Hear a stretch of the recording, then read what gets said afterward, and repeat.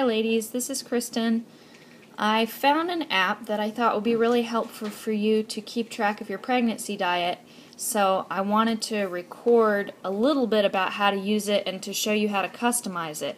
But it's a pretty good app right out of the box, especially if you just have a singleton. So this is an iPhone app. I'm not sure if they have it for Android phones or not, but there may be something similar. And I am recording this with all my children around, so if you hear them in the background, then you'll know why it's noisy.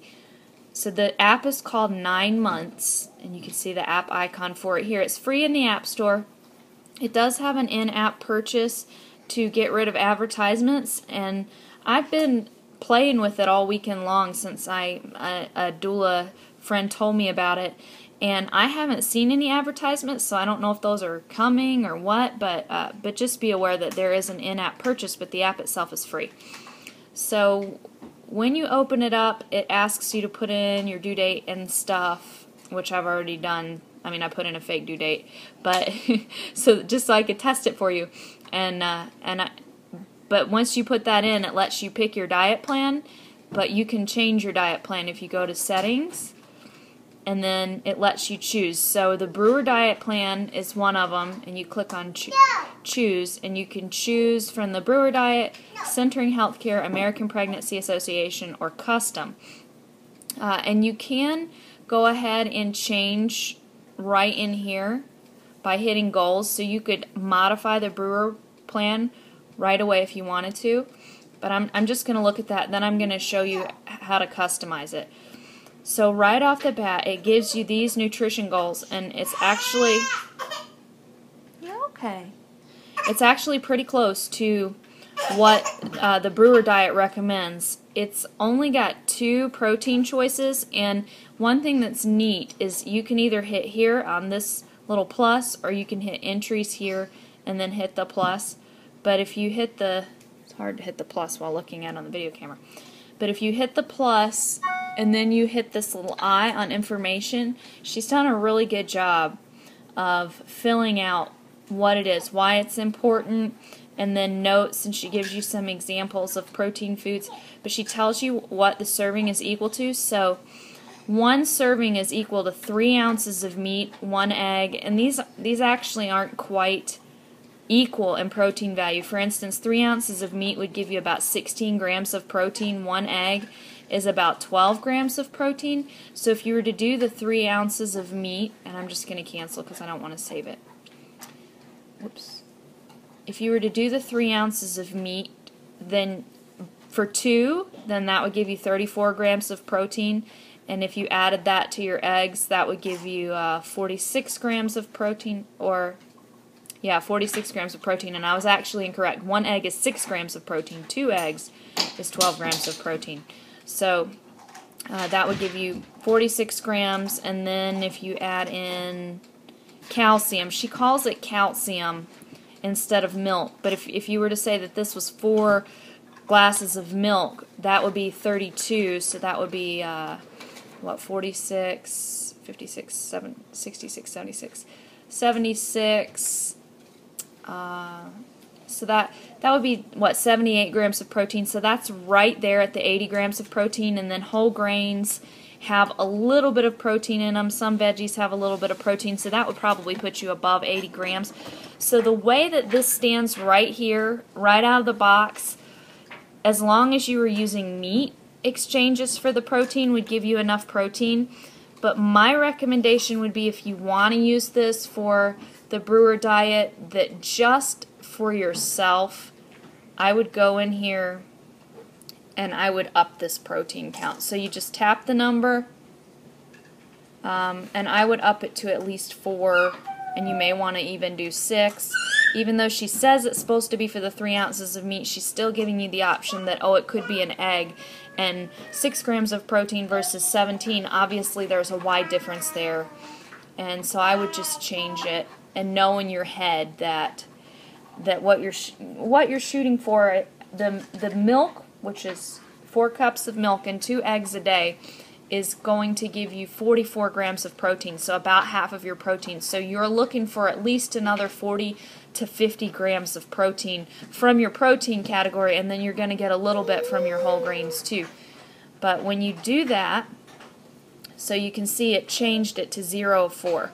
So I was able to update my goal very easily. So if you want to use the brewer diet, this is good. I don't like that she calls it calcium instead of milk, but she does. And then the iron, I think she put iron in there because liver scares some people off, but Dr. Brewer's recommendation is actually for liver once a week, which provides iron, but so many other things.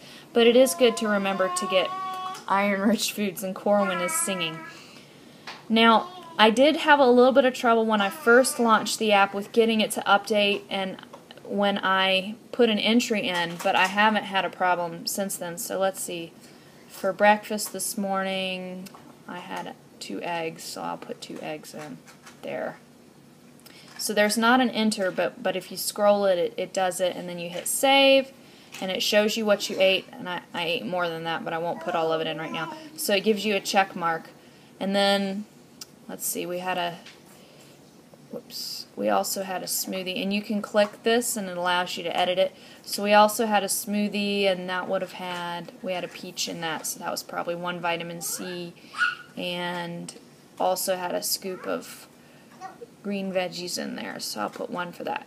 So you can see it shows all of those, and I'm doing this because that way you can see when you haven't finished one, it does give you a little visual that that you're working towards it but are not quite there yet. And if you go over, so for instance, if I were to eat 4 eggs, it would just show the check mark there. But if you were to eat 4 eggs, I would say count 2 eggs and then count the other 2 as 1 protein exchange. And you'll get used to doing that as you go about it. One thing that's really neat is it gives you a reminder. So it comes with a default reminder, and I honestly don't remember if I changed it or not, but it's a morning reminder. And you can add as many reminders as you want. So at 9:30, so 17 minutes ago for me, it gave me a reminder. And I don't know if that's still up there or not. Yeah, so there it is, 17 minutes ago. Have you entered your meals yet? And so that's nice because, well, it reminds you to enter the food in, and like I said, I would set 1 for after every meal, so that you're remembering to put your meals and snacks in, and that helps you because you probably have your phone with you all the time, and you remember what you need to, you remember to put things in, and it's close to when you're going to eat or when you have eaten, so you can remember more easily what you ate. I didn't script all this out, ladies, so I'm sorry that I'm stumbling a little bit. But I really like the reminder feature. That's very nice and can be helpful, especially if you're feeling overwhelmed by a pregnancy diet. The other thing that I wanted to show you, though, was, we need to go back to settings. Oh, you can see where I put in my fake due date there. And you can change your due date if you need to change it. So you can go to Change Nutrition Plan, and you can choose Custom, and this lets you build it right from the get-go. So you click Change Plan, and it shows goals 0 right now. And let's go look. So if we look at this, it says you don't have any goals because you have to create them from scratch.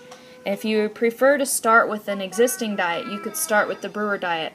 But for instance, if you wanted to put in Dr. Barbara Luke's diet, you could just create this looking at the chart that is included with week 1 of Mama Baby Birthing. So we go to Settings and Goals, and here, these are the ones that are inactive, and you can make it active. So you just click that button and 2, and now it's got 2 eggs.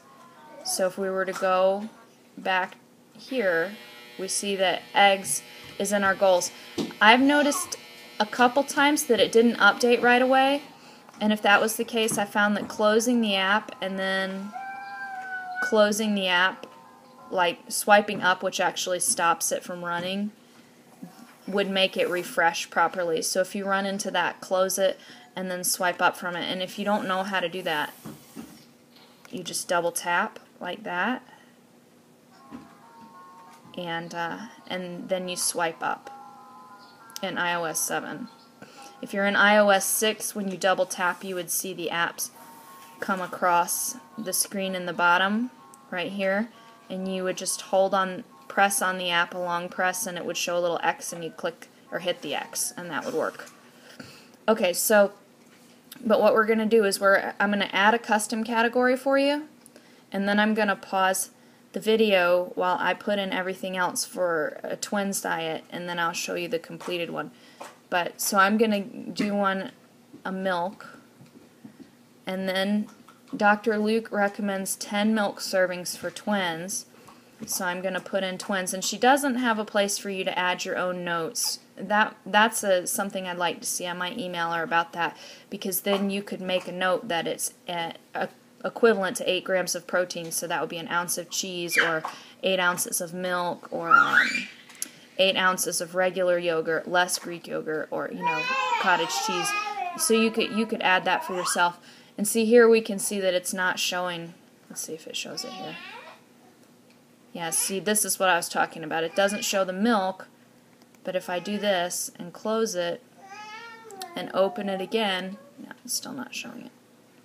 Call me a liar. Maybe I didn't do it right. So let's try again. Add milk. We want 10 servings of milk. Save those. Oh, that's what we needed to do. We needed to make it active. I forgot a step. So then you make it active and click Save. Done. There's milk. So now I'm going to go ahead and you can use the categories that are already here by just making them active, which I'll do for some, but for others I want it to be more descriptive, so I'll add the category itself.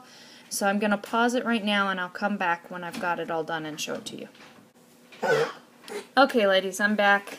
Corwin's trying to climb into my lap, so sorry if I'm shaking. Okay, so now I've filled this out with the twin guidelines. And you can't, and I can't find a way, this is another thing I might suggest to her, you can't find a way that I see to adjust the order of these things, but I've got everything on here. So this is Dr. Luke's twin recommendations that it put in. The only change I made is she has 12 protein exchanges. I did 10 because she doesn't have eggs specified. I think eggs are good, so because I'd already put 2 in, I went ahead and took out the protein exchanges. Like Dr. Brewer's, Dr. Luke's protein exchanges are 1 ounce, which means approximately 6 to 7 grams of protein. So she's not saying you need to eat 10 3-ounce little pieces of steak or burgers. She's saying you need to eat 10 or 12 if you're not eating the eggs. 1 ounce. 1 ounce protein exchanges. So that would be, a 1 ounce slice of cheese, or like a tiny meatball, because a burger about the size of a deck of cards is 3 ounces of meat. So, and that tends to be about the size of a standard burger. So that burger would have 3 servings of protein in the one burger. Other things are 1 tablespoon of peanut butter would be 1 serving. And if you were to eat something like Greek yogurt or cottage cheese, it has even more protein in it than normal milk. So 1 cup of Greek yogurt, I think it's like 12 grams of protein, so it's almost like a serving and a half, close to 2 servings. So, Corwin's being noisy. So don't get too overwhelmed by the protein. And I know I'm going off on a tangent because I'm trying to show you the app. I wanted to wait and put in one more thing so that I could show you how to show you something else that I forgot to show you. So I'm going to add one more goal, and I'm going to add one more category, and I'm actually going to put it in as liver instead of iron. So Dr. Brewer recommends that you eat liver once a week, and Dr. Luke also talks about liver being good for you and your baby. She actually talks about a mom who ate liver much more frequently. But I'm going to say 1 because that's Dr. Brewer's, and he didn't change it for his twin guidelines. But then you change the time period from daily to weekly. And then when you go and look at this, you see it down there as weekly goals. I mean, so because of the customization of this, it's really flexible. So if you're taking prenatal vitamins or cod liver oil, or if you're taking Floradix or chlorophyll for iron, you could add a custom category for that, and it's a nice visual reminder. And the one other thing, and then you have the entries, which shows you, what you've eaten.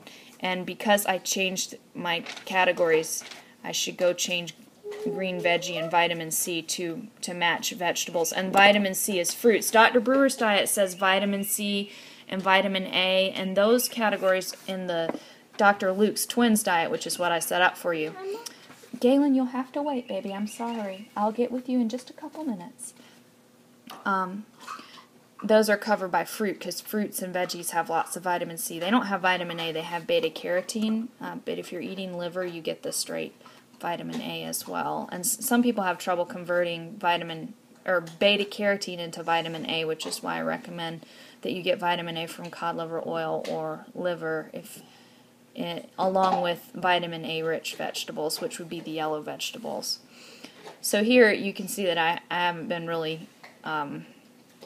I haven't really put a lot of stuff in because I was just testing the app for you, but you can see where, and here you can see I was testing it on the Brewer Diet screen, but I had changed the protein count. But you can go back and you are able to look at your past days, so you can look at how you've done. And one other thing is when you put your entry in, so I haven't had a snack, but we'll pretend like I had a cup of milk, I guess. But you could put down here, you could make notes on actually what you ate. So I could say glass of milk with pastured, because I misspell it, pastured egg yolk, if I wanted to note that. So then you could put that, and it shows up in your little log, and that's nice. So if you are wanting to record your meals to share with me, or to share with your midwife, or just to have a record for yourself, then it works really well. So I like this. It's very flexible, and like I said, I haven't seen any ads yet, but her in-app upgrade price is $1.99, and I would definitely be willing to pay that, because this is a pretty good app. And it's really very customizable. I showed you a couple things that I would change, or that I would ask her to add: the ability to put a description on if you add your own custom category, and maybe the ability to save it with a name. So you could save it, for instance, as Twins or Modified Brewer. But it's very easy to modify from the existing goals that she has, or from, if you wanted to pick Brewer and just up the protein level or something. It's very easy to make your own. It's very easy to add the reminders. So I think this is a great app, and I would recommend, if you've got an iPhone, it's free on the App Store, and it makes it easy for you to track your pregnancy nutrition, which is so very important. So I highly recommend it, which is why I wanted to make a video to share it with you. Thanks, ladies, and I will talk to you during our next Q&A call.